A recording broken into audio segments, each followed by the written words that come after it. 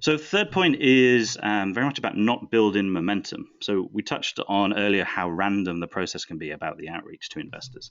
And here is a pretty usual example of what happens. So again, going back looking at the top, it's pretty random. We talked about this before. Some people you'll see, there might be a week or two before you see another one. Suddenly you'll have a few in a row.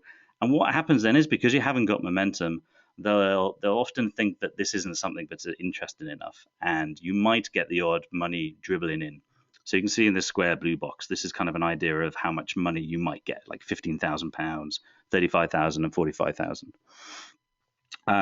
So it really kind of it's not the ideal approach, and you will find yourself just getting really confused. No one really gives you enough money, and you'll probably get demoralized after a bit of time. The secret is what we call like the burst momentum right here at the bottom section. And what you do is you pre-warm up investors like weeks before even seeing them.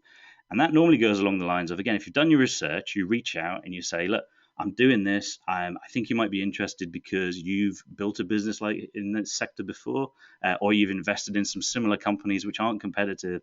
And I know you've written this blog post about this topic. I really think, I'm kind of something that you would be interested in hearing more about.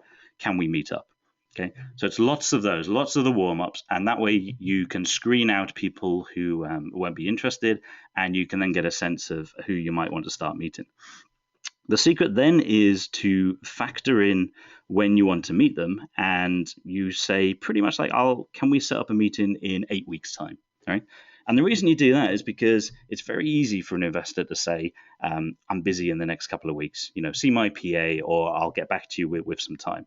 But nobody really has their calendar full in 6 to 8 weeks, right? So they can't really say no to you. You're like, look, I'm not fundraising right now. I just wanted to, have a coffee, have a chat. Perhaps we can have a quick chat on the phone.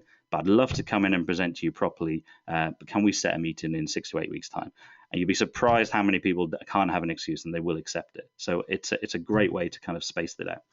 So you do your warm-ups, you wait 6 to 8 weeks, and suddenly you start getting all these meetings in. You try and cram them all in within like a 2-week space of time. And what you find then is you really build this momentum.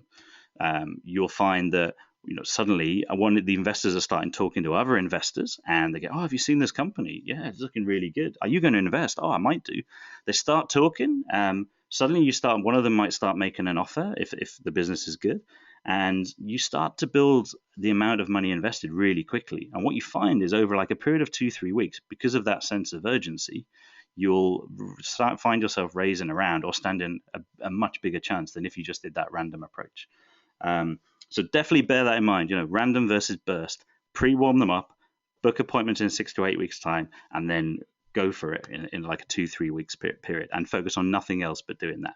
You'll be surprised how much it turns things around when you consider it that way. Okay.